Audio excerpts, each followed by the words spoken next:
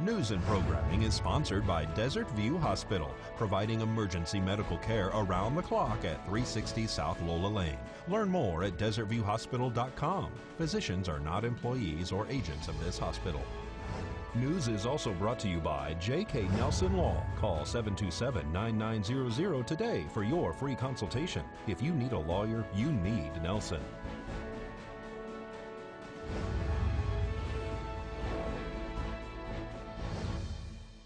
Tonight on News 46, an RV is destroyed by flames, and a longtime vet looks forward to retirement. News 46 starts now. You're watching Kpvm News 46 with Deanna O'Donnell.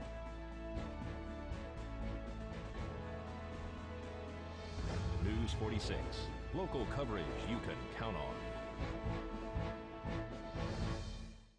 One person is taken by ambulance following a vehicle fire. It's Tuesday, July 10th. I'm Deanna O'Donnell. Highway 160 traffic was diverted around the scene of a vehicle fire last night. Nye County Sheriff's deputies and Nevada Highway Patrol blocked traffic in both directions at Highway 160 and Game Bird Road last night for a fully engulfed RV. The motorhome was pulling a vehicle on a trailer when the engine compartment caught fire. One person was transported by ground ambulance to Desert View Hospital. Another female stood by the side of the trailer with her animals and appeared to be uninjured. Nye County Sheriff's Office deputies directed traffic around the incident. It's unclear how many individuals or animals were inside the vehicle when it caught fire. Nevada Highway Patrol and Pahrump Valley Fire and Rescue are investigating. A female in her 50s has been arrested and animals confiscated by authorities following a warrant search of the home. Nye County Sheriff's Office deputies were dispatched to a home on River Plate Drive on July 6th. Upon arrival, they made contact with a female inside who was identified as 55-year-old Lynette Sandquist. Sandquist said that she lived in the home with her 81-year-old father. Police said that inside the home there were many animals, including dogs, birds, rabbits, and even a pig. Some of them were dead and some of them were alive. After obtaining a search warrant, police say that they noticed that none of the animals had any water supply. They also noticed that part of the roof of the home was caved in. There was also urine, feces, flies, and bugs all over the home. The Nye County Sheriff's Office reports that Sandquist told deputies that there has been a plumbing issue within the home for the last 2 years, and the only water supply to the home was through a garden hose. Deputies tried to speak to the 81-year-old male that was inside the home, but he was unable to come out because of the large amount of animals. 55-year-old Lynette Sandquist was taken into custody for animal cruelty and elder abuse.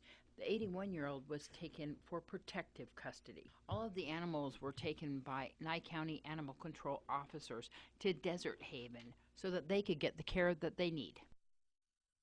And the 30 dogs from that home have arrived at the shelter at Desert Haven. The animals will be held until the court case is settled. The shelter had to close for one day to intake the large group. We received a large cruelty case from animal control. There were 30 dogs and some miscellaneous animals as well. As you probably know, we are always crowded.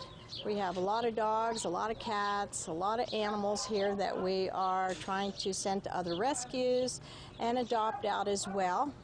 The case will be heard in court. We've had a lot of protective custody cases that have lingered on, and that's why we get so crowded from time to time. But to my knowledge, this is the largest case we've had in quite some time, over 30 animals. And so animal control gave some advice to the shelter that you should close down while you're processing these animals. So you closed on Saturday. Exactly. We were closed because there was so much paperwork involved, plus getting the animals situated within the confines of the shelter, that it was really impossible. We needed all hands on deck to help us with the animals, to get them settled in and fed and watered and make sure there were none that needed to be vetted. You're open now, though? Yes, we are open now. We open at noon every day except for Wednesdays and Sundays. And so you're asking for people to make appointments. Is that going to be something that's going to be continuing here? Only when we're under this crowded situation. Really and truly, we get a lot of people that come in at noon and they all want to go back to see the animals. We have so much crowding now with the animals. Some of them, the smaller ones are in crates, the larger ones are in the dog runs, but it's really easier for us to manage folks when they come in if we just take a couple back at a time, or we were thinking about just finding out what kind of animals they're looking to adopt, and we can bring them out in our courtyard here and they can be introduced to the pets there as well. So they can give a call, 751-7020, to make an appointment to adopt some animals. And of course, you need to make an appointment if you're dropping off an animal. Absolutely, absolutely. We're so limited. We're now in the process. Actually, today we're having a contractor come out and give us an estimate on what it's going to cost to build some more runs. We have county approval, and we are going to take care of the animals that we get brought into the shelter. What's the maximum capacity that you can hold right here now? Right now it's about 70 animals, and we have well over 70 animals. We have about 65 runs, 70 runs, and we're doing the best we can. We have utilized quite a few crates. As again, I've said that we're putting our smaller dogs in the crates because they need less room, and the larger ones are in the dog runs. We'll have your Business First brief right after this break.